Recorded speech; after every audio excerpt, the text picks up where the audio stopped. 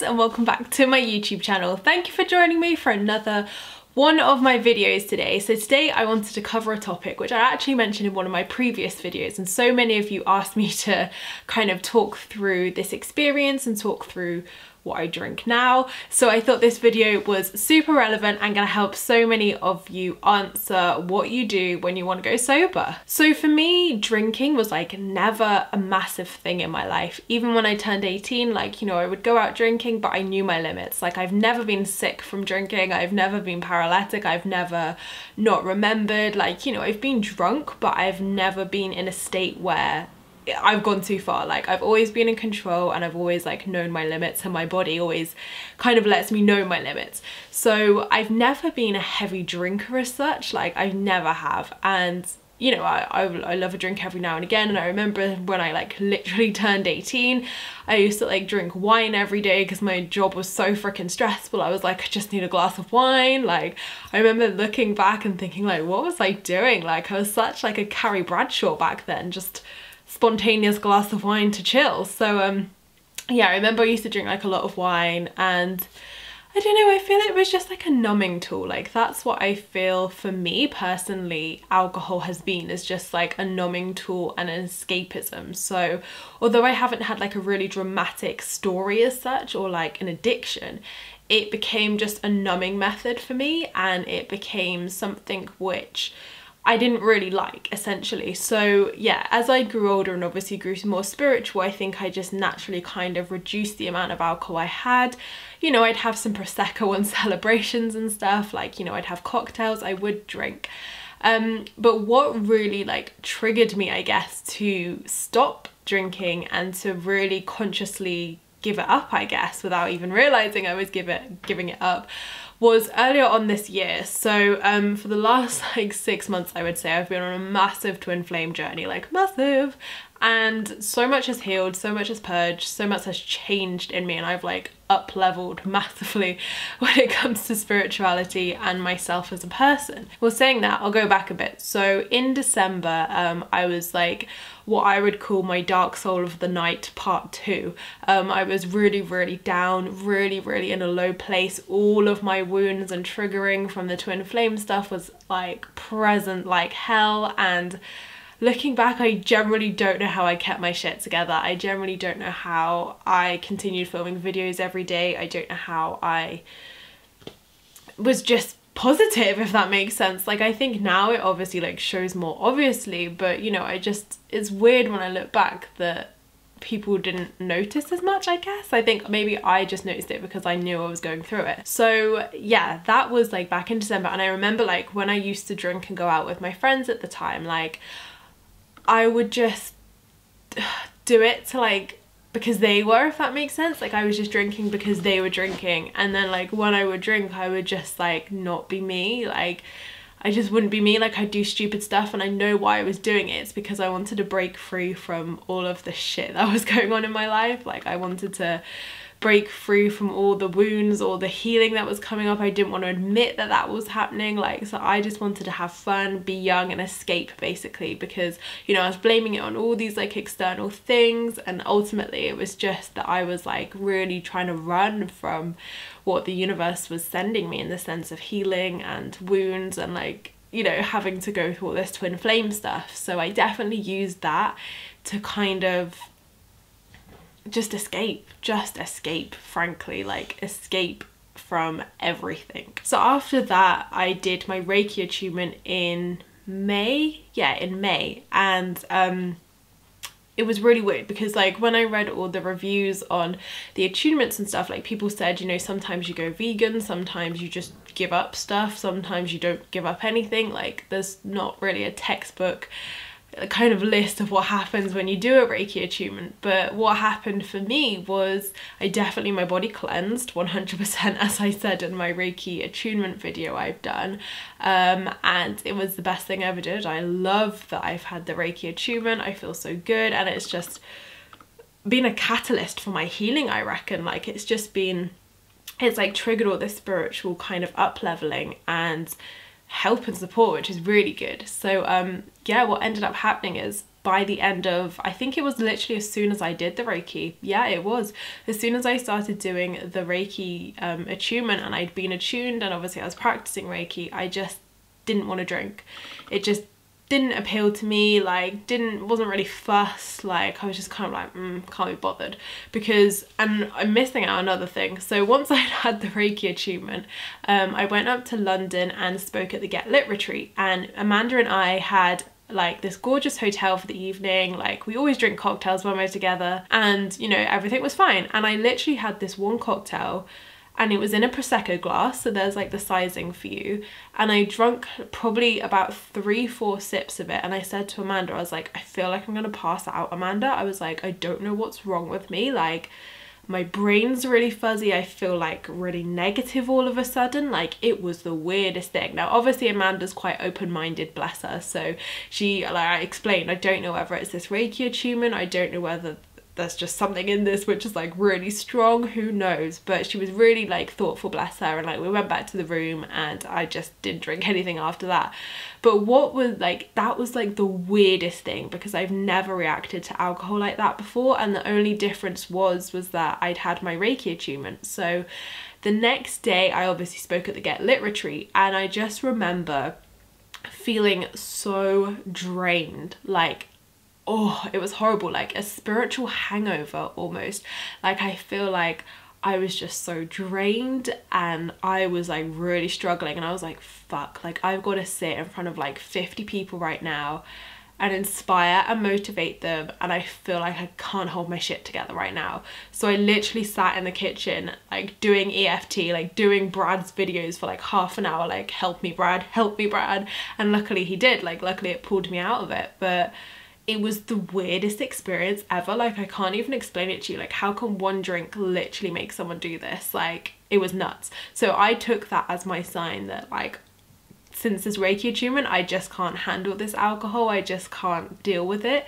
So from that day, I can't remember the exact date, I feel it was like, I want to say it was like the 21st of May, but then I think, was it? I think it could have been earlier actually. So I don't remember the exact date, but I think from the Get Lit retreat, I'll have to double check, I think it was like the 3rd week of May, I want to say, somewhere like in between then. So yeah, like although I wasn't a massive drinker before, like maybe I'd have a drink every couple of weeks or to celebrate something. So although like I never used to drink that much, like for me, you know, even that was like a big thing to just consciously give it up. So I didn't really have the intention of giving it up, that's what I want to say. Like I just kind of was like, remembered that experience, was like, oh my god, I don't want to do that ever again, like I never want to feel like that ever again. So what ended up happening was that I just unintentionally gave up alcohol, and to this day, what, like nearly 3 months on, I haven't drunk. I haven't had a single drop of alcohol. It doesn't interest me. I don't even want to go near it. And frankly, it like repulses me. Like I feel like it's like a spiritual pregnancy where, like, you know, when you get a bad smell of something and you're like, ugh, like I feel like that's how I am with alcohol now. So it's so weird how it happened, to be honest, and like you definitely just like can't force it, I guess I want to say. Like it just happened that I had this like really weird experience, and it was horrible, and it wasn't serving me anymore. And to be honest, like I was just using alcohol to cover up so much stuff, I think. Like even lightly, even though I wasn't a heavy drinker, like I think still I was using it to kind of escape and try and ignore my spiritual responsibilities as a spiritual adult, I guess. So since I've stopped drinking, it has like, I feel like my skin's got way better. I feel like my vibration's way better. Like I have spiritually up-leveled like a motherfucker. So whether that's down to giving up alcohol, I have no idea, but I feel like for me personally, alcohol really like suppresses my vibration, and it really like, it fucks with me. Like, oh, it was horrible. So I'm like, hell no, I'm never doing that again. Like I learned my lesson and I don't want to drink anymore. So it was, like I said, it wasn't like an intentional thing. It's not like I've had an addiction to it or anything like that. It was just like some really bad experiences and just thinking like, holy crap, I never want to feel like that again. And it's not good for my spiritual growth, and it's not good for me as a person, because it just makes me feel crap, and I don't like feeling crap. I like feeling good.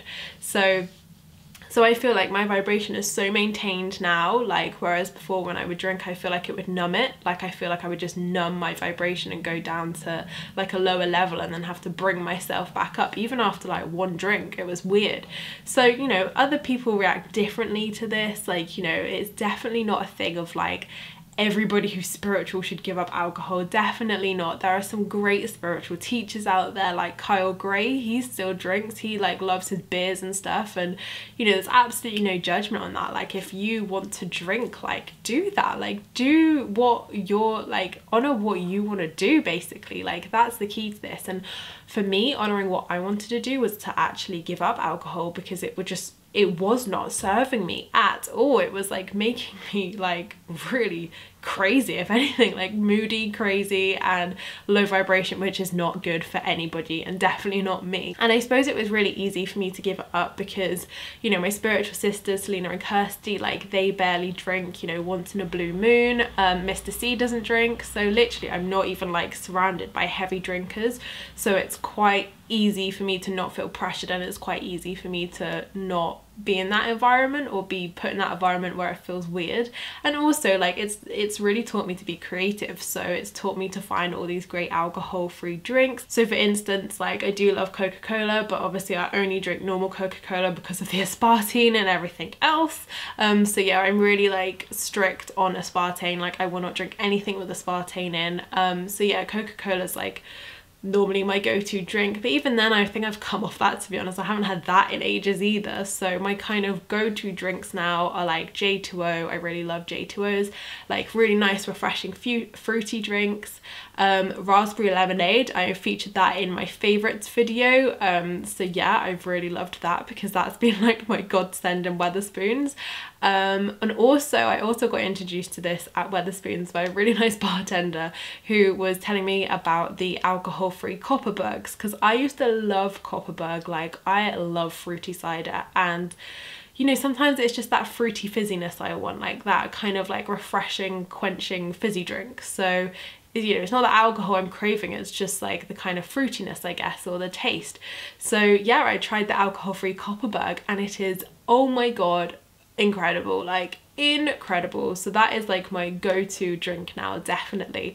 But you know, most bars I've gone to, like even in my small town where I live, like they do mocktails, they do so many alcohol-free different versions of stuff. So there's only like some places where I just avoid now because they've got such a shit drink selection. But yeah, like it's just really challenged me to be creative. It's challenged me to find new drinks which, you know, are just as nice without the alcohol. So yeah, for me, like giving up alcohol has been really positive.